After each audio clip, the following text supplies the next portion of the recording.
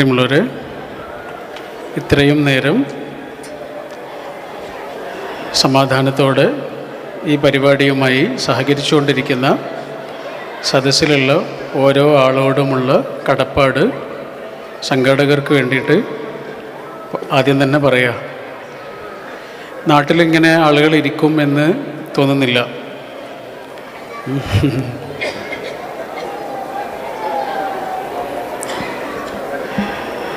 നമ്മളിപ്പോൾ വായിച്ചുകൊണ്ടിരിക്കുന്ന ഒരു പുസ്തകമുണ്ട്. ആ പുസ്തകം എഴുതിയത് ജയമോഹൻ എന്ന എഴുത്തുകാരനാണ്. അദ്ദേഹം മലയാളത്തിലും തമിഴിലും എഴുതുന്ന ഒരു എഴുത്തുകാരനാണ്. അദ്ദേഹത്തിൻ്റെ ഉറവിടങ്ങൾ എന്ന ഒരു പുസ്തകമുണ്ട്.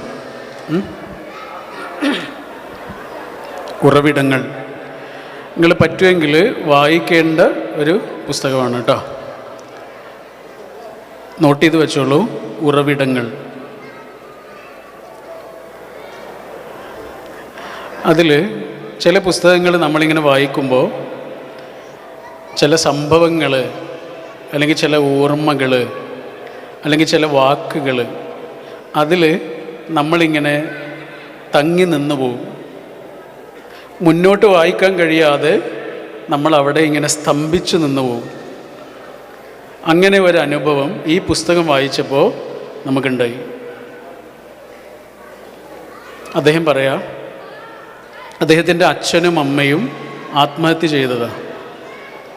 അച്ഛനും അമ്മയും ആത്മഹത്യ ചെയ്ത ഒരു കുട്ടിയെക്കുറിച്ച് ആലോചിച്ച് നോക്കൂ. അച്ഛനും അമ്മയും ആത്മഹത്യ ചെയ്ത ഒരു കുട്ടി. അവൻ ആലോചിക്കുകയാണ്, ഇനി ഞാൻ എന്തിനാണ് ഈ ലോകത്ത് ജീവിക്കുന്നത്?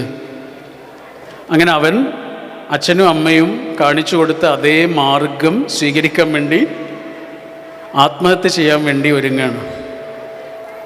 അന്ന് അവന് കാസർഗോഡാണ് ഉള്ളത്. അങ്ങനെ കാസർഗോഡ് കുമ്പള എന്ന ഒരു സ്ഥലമുണ്ട്. അവിടെ റെയിൽവേ പാളമുണ്ട്. ആ റെയിൽവേ പാളത്തിൽ തല വെച്ച് ആത്മഹത്യ ചെയ്യാൻ വേണ്ടി ഒരുങ്ങി. രാത്രിയാണ്. ആ റെയിൽ പാളത്തിൽ പോയിട്ട് ഇങ്ങനെ തല വെച്ച് കിടന്നു. ഏതാനും നിമിഷങ്ങളുടെ ഉള്ളിൽ ട്രെയിന് വരും. ഈ ആളുടെ തലയും ഉടലും രണ്ടായി മാറും. അത്രയും അനിശ്ചിതത്വമുള്ളൊരു നിമിഷമാണ്. അവനിങ്ങനെ റെയിൽവേ പാളത്തിൽ തലവെച്ച് കിടക്കുന്ന ആ സമയത്ത് തൊട്ടപ്പുറത്ത് എന്തോ ഒരു തിളക്കം കണ്ടു. ഒരു തിളക്കം. രാത്രിയുടെ നിലാവിൽ ഒരു തിളക്കം. അപ്പോൾ അവന് അതെന്താണെന്ന് അറിയാമെന്നുള്ള ഒരു കൗതുകം ഉണ്ടായി. എണീറ്റു. ആ തിളക്കം കണ്ട സ്ഥലത്തേക്ക് ഇങ്ങനെ നടന്നു. ചെന്ന് നോക്കിയപ്പോൾ അതൊരു പുഴുവായിരുന്നു. ഒരു പുഴു, തിളങ്ങുന്ന പുഴു. ആ സമയത്ത് ഇയാൾ ആലോചിക്കുന്നത് എന്താണെന്നറിയോ? ഇയാൾ ആലോചിക്കുന്നത് ഒരു പുഴു പോലും എത്ര തിളങ്ങിയാണ് ഈ ലോകത്ത് നിന്ന് പോകുന്നത്. ഞാനോ? ആത്മഹത്യ ചെയ്യാൻ റെയിൽ പാളത്തിൽ കിടക്കുന്ന ഞാനും തിളങ്ങിക്കൊണ്ട് കടന്നു പോകുന്ന പുഴുവും തമ്മിൽ എത്രമാത്രം അന്തരമുണ്ട് എന്ന ഒരൊറ്റ ചിന്തയിൽ ആത്മഹത്യ വേണ്ടെന്ന് വെച്ച ആ മനുഷ്യൻ ആ പാതിരാത്രിയിൽ ആ റെയിൽവേ പാളത്തിൽ നിന്നുകൊണ്ട് തീരുമാനിച്ച ഒരു കാര്യമുണ്ട്. അദ്ദേഹം തീരുമാനിക്കുകയാണ്, ഇനി എൻ്റെ ആയുസ്സിൽ ഒരു ദിവസം പോലും ഞാൻ വെറുതെ കളയൂല. അയാൾ അതാണ് തീരുമാനിച്ചത്. എൻ്റെ ആയുസ്സിൽ ഇനി വേസ്റ്റാക്കി കളയുന്ന പരിപാടിയില്ല. സമയം. ആ എഴുത്തുകാരൻ്റെ പേര് ജയമോഹൻ എന്നാണ്. അദ്ദേഹം ഇന്ന് ജീവിച്ചിരിക്കുന്ന ആളാണ്. അദ്ദേഹം എഴുതിയിട്ടുള്ളത് 200ഓളം പുസ്തകങ്ങളാണ്. മഹാഭാരതത്തെക്കുറിച്ച് 4000 പേജുകളുള്ള ഒരു പുസ്തകം എഴുതിക്കൊണ്ടിരിക്കുന്ന ആളാണ്. ഈ അടുത്തായി ഇറങ്ങിയ PS എന്നൊരു സിനിമയുണ്ട്, പൊന്നിയൻ സെൽവൻ. അതേപോലെ മുമ്പ് ഇറങ്ങിയ എന്തിരൻ എന്നൊരു സിനിമയുണ്ട്, അതിൻ്റെയൊക്കെ തിരക്കഥ എഴുതിയ ആളാണത്. 200ഓളം പുസ്തകങ്ങൾ പൂർത്തിയാക്കി. 2000 പേജുകളുള്ള പുസ്തകം ഒരൊറ്റ മനുഷ്യൻ ഒറ്റയ്ക്കിരുന്ന് എഴുതുകയാണ്. അത്രയേറെ അക്ഷരങ്ങളുടെയും വായനയുടെയും എഴുത്തിൻ്റെയും യാത്രയുടെയും മേഖലയിലേക്ക് അയാൾ തിരിയാൻ ഒരൊറ്റ കാരണമേ ഉള്ളൂ. ആ കാരണം ആ പുഴുവിൻ്റെ തിളക്കമായിരുന്നു. ആയുസ് കിട്ടിയ എല്ലാ മനുഷ്യന്മാരും എങ്ങനെയെങ്കിലുമൊക്കെ എക്സിസ്റ്റ് ചെയ്യും. ചില ആളുകൾ മീനിങ് ഫുള്ളായിട്ട് എക്സിസ്റ്റ് ചെയ്യും. ഇത്രയാണ് വ്യത്യാസം. എല്ലാവരും എങ്ങനെയെങ്കിലുമൊക്കെ ജീവിക്കും. ചില ആളുകൾ അർത്ഥപൂർണമായി ജീവിക്കും. ഗൾഫ് നാടുകളിൽ എത്രയേറെ സ്ത്രീകൾ അവരുടെ ഇണയോടൊപ്പം ഈ നാട്ടിലേക്ക് വന്നിട്ടുണ്ടാവും. ആയിരക്കണക്കിന് ലക്ഷക്കണക്കിന് ആളുകൾ അതേപോലെ തിരിച്ചു പോയിട്ടുണ്ടാവും. പക്ഷെ ഇവിടെ കുറച്ച് ആളുകൾ മീനിങ് ഫുള്ളായി എക്സിസ്റ്റ് ചെയ്യുന്നു. അവരിവിടെ കുറച്ചു കാലം ഉണ്ടായിരുന്നു എന്ന് വരാനിരിക്കുന്ന മനുഷ്യർ ഓർക്കും. ഇങ്ങനെ കുറച്ച് ആളുകൾ ഇവിടെ ഉണ്ടായിരുന്നു എന്ന് വരാനിരിക്കുന്ന മനുഷ്യർ പറയും. അത്രയേ ഉള്ളൂ. എക്സിസ്റ്റ് ചെയ്യുക എന്നുള്ളത് എല്ലാവരെ കൊണ്ടും എങ്ങനെയെങ്കിലുമൊക്കെ സാധിക്കുന്ന കാര്യമാണ്. പക്ഷെ ചില ആളുകൾ മീനിങ് ഫുള്ളായിട്ട് എക്സിസ്റ്റ് ചെയ്യും. അതൊരു ജീവിതമായിരിക്കും. അതെ, ഒരു പ്രായം ചെന്ന അച്ഛനെ ആശുപത്രിയിലേക്ക് പ്രവേശിപ്പിച്ചു, അഡ്മിറ്റ് ചെയ്തു. തീരെ വയ്യ. അപ്പോൾ അദ്ദേഹത്തിൻ്റെ കൂടെ ഒരു നഴ്സുണ്ട്, അദ്ദേഹത്തിൻ്റെ പരിചരിക്കാൻ വേണ്ടി ഒരു നഴ്സുണ്ട്. പകൽ മുഴുവനും ആ നഴ്സായിരുന്നു. രാത്രിയായപ്പോൾ ആ നഴ്സിൻ്റെ ഷിഫ്റ്റ് കഴിഞ്ഞ് അവർ പോയി. പിന്നെ പുതിയ ഒരു നഴ്സാണ് ചാർജ് എടുത്തത്. ഈ പുതിയതായി ചാർജ് എടുത്ത നഴ്സിന് ഈ അച്ഛനെ കണ്ടപ്പോഴേ മനസ്സിലായി അദ്ദേഹത്തിന് തീരെ വയ്യ, അദ്ദേഹത്തിൻ്റെ അവസ്ഥ വളരെ മോശമാണ് എന്ന് ആ നഴ്സിന് പെട്ടെന്ന് മനസ്സിലായി. മരണത്തിൻ്റെ ചില ലക്ഷണങ്ങളൊക്കെ കാണിക്കുന്നത് പോലെ. അപ്പം ആ നഴ്സ് അച്ഛൻ്റെ ചെവിയിൽ ചെന്നിട്ട് മെല്ലെ ചോദിച്ചു, അച്ഛന് തീരെ വയ്യല്ലോ, അച്ഛൻ്റെ മോനെ പുറത്തിരിക്കുന്നുണ്ട്, മോനെ ഇങ്ങോട്ട് അകത്തേക്ക് വിളിക്കണോ, മോനോട് എന്തെങ്കിലും പറയാനുണ്ടോ എന്ന് ചോദിച്ചു. അപ്പോൾ ഇയാൾ റിപ്ലൈ ഒന്നും പറഞ്ഞില്ല. അച്ഛന് തീരെ വയ്യ, അതിന് മറുപടി പറയാനുള്ള ആരോഗ്യം പോലും ഇല്ല, ഓർമ്മ പോലും ഇല്ല. അപ്പം നഴ്സിന് തോന്നി അച്ഛൻ്റെ അനുമതിക്ക് കാത്തിരിക്കണ്ട, മകനെ പോയിട്ട് വിളിക്കാം, അച്ഛൻ എന്തെങ്കിലും അവസാനമായിട്ട് പറയാനുണ്ടെങ്കിൽ കേൾക്കാമല്ലോ. നഴ്സ് നേരെ പുറത്തേക്ക് ഓടിയിട്ട് അവിടെ ഇരിക്കുന്ന മകനെ അകത്തേക്ക് വിളിച്ചു. അയാൾ അകത്തേക്ക് കയറി വന്നു. അയാളോട് പറഞ്ഞു, മകനോട് പറഞ്ഞു, അച്ഛൻ്റെ കൂടെ തന്നെ നിന്നോളൂ കേട്ടോ, അച്ഛന് തീരെ വയ്യ, അച്ഛൻ എന്തെങ്കിലും പറയാനുണ്ടെങ്കിൽ കേട്ടോളൂ കേട്ടോ. ഇയാൾ അച്ഛൻ്റെ കൂടെ തന്നെ നിന്നു. അച്ഛനെ ഇങ്ങനെ തൊട്ട് തലോടി ആശ്വസിപ്പിച്ച് അച്ഛൻ്റെ കൂടെ തന്നെ നിന്നു. അച്ഛനൊരു പെടച്ചിൽ മരിച്ചുപോയി. അച്ഛൻ മരിച്ചു. അപ്പം നഴ്സുമാരും ഡോക്ടർമാരും എല്ലാവരും ഓടി വന്ന് അവരൊക്കെ ഇങ്ങനെ അച്ഛൻ്റെ ചുറ്റും ബാക്കിയുള്ള കാര്യങ്ങളൊക്കെ ചെയ്തുകൊണ്ടിരിക്കുന്ന സമയത്ത് ഈ മകനില്ലേ, അയാളിങ്ങനെ പുറത്തേക്ക് ഇറങ്ങിപ്പോവാ. പുറത്തേക്ക് ഇറങ്ങിപ്പോകുന്ന സമയത്ത് നഴ്സിനോട് ഒരു ചോദ്യം. ആ ചോദ്യം കേട്ട് നഴ്സാകെ അമ്പരന്ന് പോയി. ഇതാരാണ്? ഇതാരാണ്? അപ്പം നഴ്സ് ചോദിച്ചു, നിങ്ങളുടെ അച്ഛനല്ലേ? ഇല്ല, എൻ്റെ അച്ഛനല്ല, എൻ്റെ അച്ഛൻ അപ്പുറത്തെ റൂമിലാണുള്ളത്. പിന്നെന്തിനാ ഞാൻ വിളിച്ചപ്പോൾ നിങ്ങൾ ഓടി വന്നത്? എന്നെക്കൊണ്ട് എന്തോ കാര്യമുണ്ടെന്ന് എനിക്ക് മനസ്സിലായി, അതുകൊണ്ട് വന്നു. എന്നെക്കൊണ്ട് എന്തോ ഇവിടെ ഒരു ആവശ്യമുണ്ടെന്ന് മനസ്സിലായി, അതുകൊണ്ട് വന്നു. നഴ്സിനൊന്നും പറയാൻ കിട്ടില്ല. നഴ്സിങ്ങനെ കൈകൂപ്പി നിന്നു, കണ്ണ് നിറഞ്ഞുകൊണ്ട് താങ്ക് യു എന്ന് പറഞ്ഞു.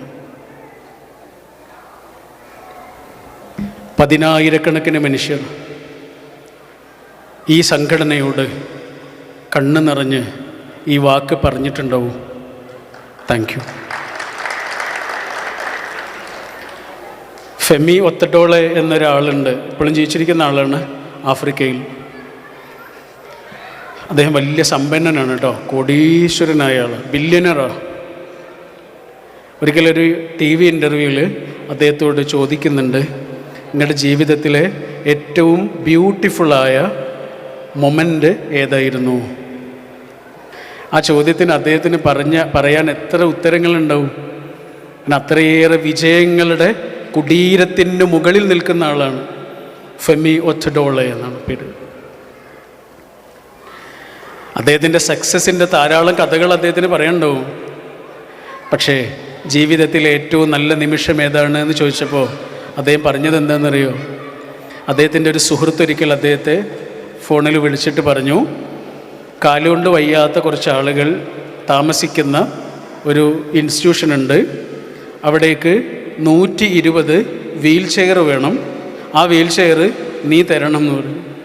ചങ്ങാതിക്ക് അങ്ങനെ പറയല്ലോ, നീ തരണം. ഇയാൾ പറഞ്ഞു, ഞാൻ തരാം. ചങ്ങാതി ഒരു കാര്യം കൂടി പറഞ്ഞു, അത് ഡിസ്ട്രിബ്യൂട്ട് ചെയ്യണ ചടങ്ങിലേക്ക് നീ വരികയും വേണം, അത് കൊടുക്കുന്ന ചടങ്ങിൽ നീ ഉണ്ടാവണം. അവസാനം അദ്ദേഹത്തിന് അതും സമ്മതിക്കേണ്ടി വന്നു. എന്നിട്ട് അദ്ദേഹം പറയാ, ഞാൻ ആ ചടങ്ങിലേക്ക് പോയി. കാലുകൊണ്ട് വയ്യാത്ത ആളുകൾ വേറൊരാളുടെ സഹായത്തോടെ ഇങ്ങനെ വരും, വീൽ ചെയർ കൊടുക്കും. ആ വീൽ ചെയറിൽ കയറിയിട്ട് അവരിങ്ങനെ പോകുന്നത് കണ്ടപ്പോൾ ഭയങ്കര സന്തോഷമായി. ആ വീൽ ചെയർ കിട്ടിയ മുഴുവൻ ആളുകളും ആ സ്ഥാപനത്തിൻ്റെ മുറ്റത്ത് ഇങ്ങനെ പാറി നടക്കുന്നത് കണ്ടപ്പോഴും എനിക്ക് ഭയങ്കര സന്തോഷമായി. ഞാനിവിടുന്ന് തിരിച്ചു പോരുകയാണ്, പരിപാടി കഴിഞ്ഞിട്ട് തിരിച്ചു പോരുകയാണ്. ആ സമയത്ത് എൻ്റെ ജീവിതത്തിലെ ഏറ്റവും നല്ല നിമിഷം സംഭവിച്ചു. ആ വീൽ ചെയർ കിട്ടിയ കുട്ടികളിൽ ഒരാളിങ്ങനെ എൻ്റെ അടുത്തേക്ക് വന്ന്, എന്നിട്ട് എൻ്റെ മുഖത്തേക്ക് തന്നെ നോക്കി, സ്കാൻ ചെയ്യുന്നത് പോലെ എൻ്റെ മുഖത്തേക്ക് ഇങ്ങനെ നോക്കി. അപ്പോൾ ചടങ്ങ് കഴിഞ്ഞിട്ട് ഞാനിങ്ങനെ തിരിച്ചു പോരുമ്പോൾ വീൽ ചെയർ കിട്ടിയ കുട്ടികളിൽ ഒരാൾ വന്ന് എന്നെ ഇങ്ങനെ നോക്കുന്നു, എൻ്റെ മുഖത്തേക്ക് ഇങ്ങനെ സൂക്ഷിച്ചു നോക്കുന്നു, എൻ്റെ മുഖം ഇങ്ങനെ ഒപ്പിയെടുക്കുന്നത് പോലെ നോക്കുന്നു. അപ്പം ഞാൻ ആ കുട്ടിയോട് ചോദിച്ചു, അദ്ദേഹം പറയാ, ഞാൻ ആ കുട്ടിയോട് ചോദിച്ചു, എന്താ മോളെ എന്നെ ഇങ്ങനെ നോക്കുന്നത്? അപ്പോൾ അവൾ എന്നോട് പറഞ്ഞു, പ്രാർത്ഥിക്കുമ്പോൾ എനിക്ക് ഈ മുഖം ഓർമ്മിക്കുവാനാണ്, പ്രാർത്ഥിക്കുമ്പോൾ എനിക്ക് ഈ മുഖം ഓർമ്മിക്കാനാണ്. ഇനി വരാനിരിക്കുന്ന എൻ്റെ മുഴുവൻ പ്രാർത്ഥനകളിലും ഈ മനുഷ്യനുണ്ടാവും. ഈ മനുഷ്യന് വേണ്ടി ഞാൻ പ്രാർത്ഥിക്കുമ്പോൾ ഈ മുഖവും ഉണ്ടാവും. 57 വയസ്സുള്ള കോടീശ്വരനായ മനുഷ്യൻ പറയാണ്, ജീവിതത്തിലെ ഏറ്റവും മനോഹരമായ നിമിഷം. ബൈബിളിൽ പറയുന്നുണ്ട്, ഒരു മനുഷ്യൻ അയാൾക്ക് വേണ്ടി ചെയ്ത ഏറ്റവും നല്ല കാര്യം മറ്റുള്ളവർക്ക് വേണ്ടി ചെയ്ത എന്തെങ്കിലും കാര്യങ്ങളാണ്. വല്ലാത്തൊരു വാക്കല്ലേ അത്?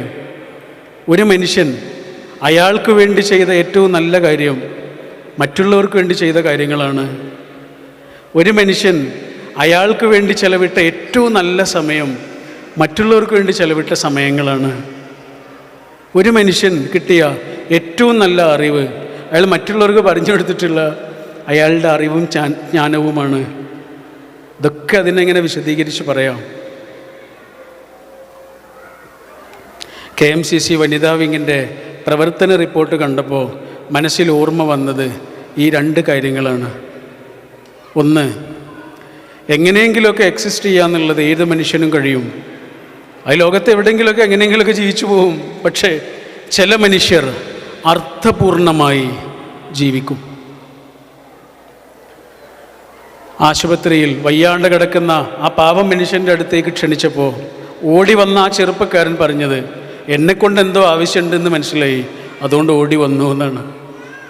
നമ്മളെ ആവശ്യമുള്ളൊരു സ്ഥലത്ത് നമ്മളുണ്ടാവുക എന്നുള്ളതിനേക്കാൾ മനോഹരമായ ഒരു പ്രവർത്തനവും നമുക്ക് ചെയ്യാനില്ല. അതാ, നിങ്ങൾ ആലോചിച്ച് നോക്കൂ, നിങ്ങളുടെ പ്രവർത്തനങ്ങൾക്ക് കാത്തിരിക്കുന്ന മനുഷ്യരാരാണെന്നറിയോ? നാട്ടിലേതുപോലെയല്ല. നിങ്ങളുടെ കരുണ, നിങ്ങളുടെ സ്നേഹം, നിങ്ങളുടെ സഹായം പ്രതീക്ഷിച്ച് എവിടെയെങ്കിലുമൊക്കെ കഴിയുന്ന ഈ മനുഷ്യരില്ലേ, ഇതാരാണെന്നറിയോ? വൈകുന്നേരമാകുമ്പോൾ പ്രിയപ്പെട്ടവളുടെ ചൂടിലേക്ക് കയറി ചെല്ലാൻ ഭാഗ്യമില്ലാത്ത മനുഷ്യരാണ്.